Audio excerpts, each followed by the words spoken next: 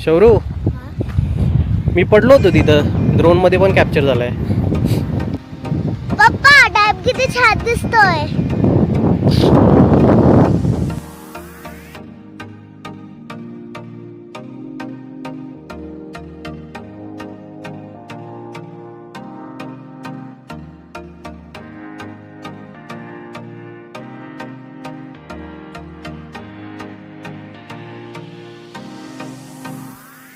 शेवटचं गाव कुठलं इथलं? ही गोळेवाडी ना?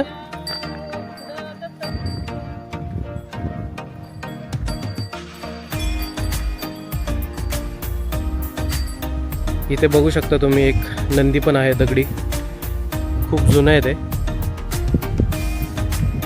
हे सगळं पाणी ॲक्च्युली पूर्ण महाबळेश्वरवरून येतं, कृष्णा नदी, ज्याचं की उद्गम आहे तिथं महाबळेश्वरमध्ये.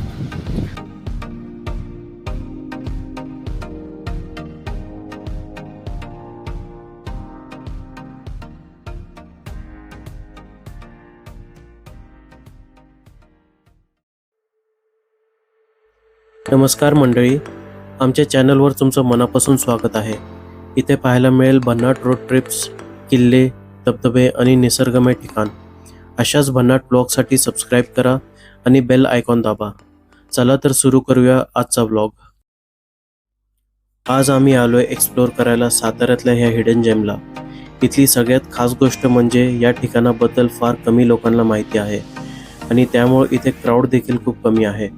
चारही बाजूंना शांतता, भन्नाट निसर्ग आणि असा सिनेमॅटिक व्ह्यू की कॅमेरा बंद करायची इच्छाच होणार नाही. Honestly Satara has some seriously underrated places. पप्पा डॅम किती छान दिसतोय.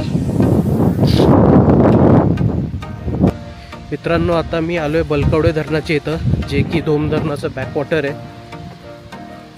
तुम्हाला इथला व्ह्यू दाखवतो. रस्ता खूपच स्लिपरी आहे, त्यामुळे मला हळूहळू चालवावं लागतं. पण इथला व्ह्यू बघा तुम्ही, एकदम मस्त आहे. हे सगळं पाणी ॲक्च्युली पूर्ण महाबळेश्वरवरून येतं, कृष्णा नदी, ज्याचं की उद्गम आहे तिथं महाबळेश्वरमध्ये. आणि हेच पाणी पूर्ण नंतर धोम धरणाकडे जाते.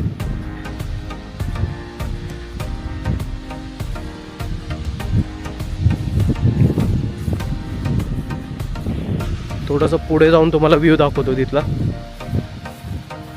आणि ह्या लोकेशनला तुम्ही बघू शकता कोणीच नाही आहे. आज वीकडे असल्यामुळे, थर्सडे आज, गर्दी काहीच नाही आहे. त्या साईडला आपण आपली XUV 700 लावली आहे. आणि इथलं क्लायमेट बघा तुम्ही, भरपूर क्लाउडी आणि पावसाची झिरमिरी येते. जास्त असा जोरात नाही आहे पाऊस.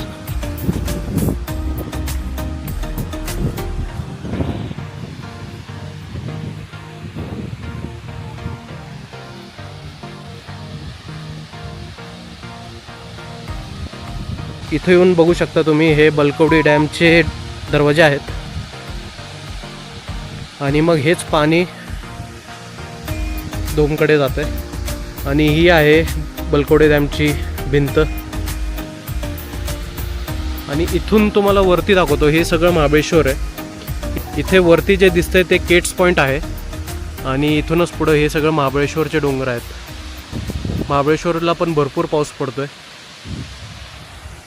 आणि इथला निसर्ग बघा तुम्ही, खरंच खूप भारी दिसतोय.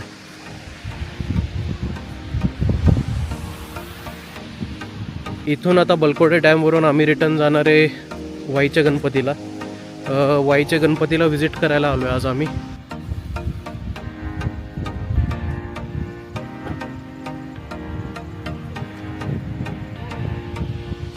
ह्या बॅकवॉटर्सला बरेच मूवीजचं शूटिंग झालं आहे, स्पेशली साऊथच्या मूवीजचं. आणि रिसेंटली बॉलिवूडच्या मूवीजचं पण बरेच शूटिंग होत आहे इथं. आणि तुम्ही इथं निसर्ग बघा की खरंच म्हणजे सिनेमॅटिक आहे. त्यामुळं बरेच बॉलिवूडचे मूवीज वगैरे इथं शूट करत आहेत सध्या.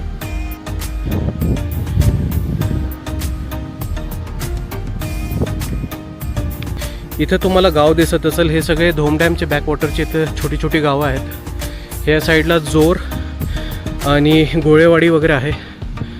तर बरेच छोटी छोटी गाव आहेत आणि इथं शूटिंग पण झालं आहे RRRचं आणि बरेच साऊथच्या मूवीजच्या गाण्याचं शूटिंग वगैरे ह्याच बॅकवॉटर्सला झालं आहे. बलकवडी धरण हे फक्त एक धरण नाही, तर सह्याद्रीच्या निसर्गाशी जोडलेला एक महत्त्वाचा भाग आहे. या परिसरातून वाहणारी कृष्णा नदी महाबळेश्वरच्या डोंगर रांगाशी जोडलेली आहे आणि पुढे तिचा प्रवास महाराष्ट्राच्या पलीकडे जातो. बलकवडी धरणाच्या प्रकल्पाचं काम 1996 मध्ये सुरू झालं आणि साधारणपणे 2001 ते 2002 च्या आसपास हा प्रकल्प पूर्ण झाला. या धरणाचा मुख्य उद्देश शेतीसाठी पाणी उपलब्ध करून देणं आणि या भागातील पाणी व्यवस्थापनाला मदत करणं हा आहे. इतिहास आणि महत्त्व बाजूला ठेवलं तर इथला निसर्ग खरंच पाहण्यासारखा आहे आणि आज आम्ही हे सगळं फक्त कॅमेरामधून नाही तर ड्रोनच्या सिनेमॅटिक एरियल शॉट्समधूनही कॅप्चर केलंय. वरून पाहिल्यावर सह्याद्रीच्या डोंगर रांगा, धरणाचा विशाल जलाशय आणि आजूबाजूचा हिरवेगार परिसर सगळंच एकदम सिनेमॅटिक दिसत आहे.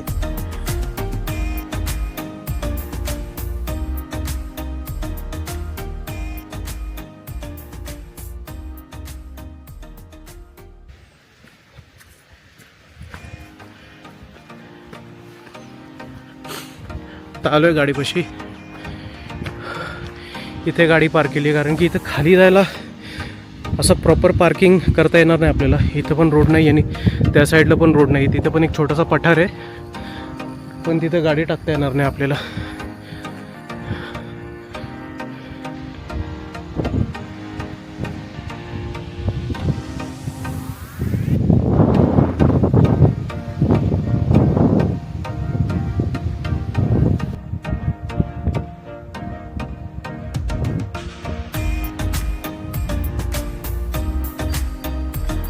शेवटचं गाव कुठलं इथलं?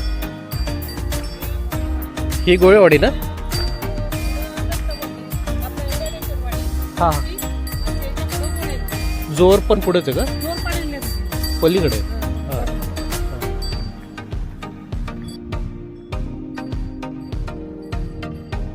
शहराच्या धावपळीपासून दूर मनाला इथे एक वेगळीच शांतता मिळाली.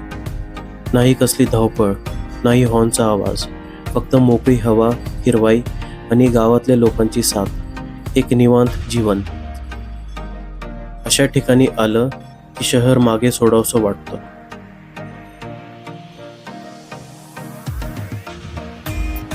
इथे बघू शकता तुम्ही एक नंदी पण आहे दगडी. खूप जुनं आहे ते.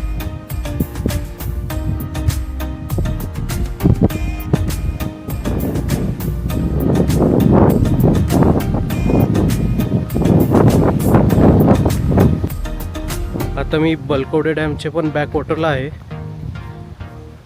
हा पॉईंट तुम्ही बरेच वेळा केट्स पॉईंटवरून बघितला असेल.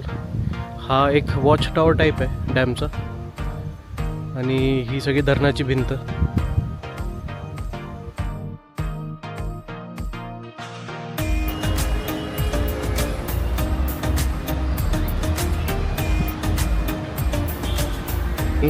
आता आम्ही आलोय वाईच्या ढोल्या गणपतीच्या इथं आणि हा आहे कृष्णा घाट.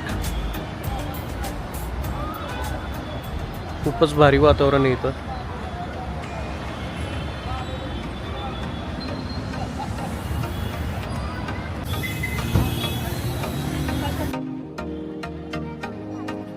आता या सुंदर सिनेमॅटिक जर्नीनंतर आम्ही आमचा पुणेकडे परतीचा प्रवास सुरू केला. हा व्लॉग तुम्हाला आवडला असेल तर लाईक करा, चॅनलला सबस्क्राईब करा आणि तुमच्या मित्रासोबत शेअर करायला विसरू नका. तर पुन्हा भेटूयात पुढच्या जर्नीमध्ये.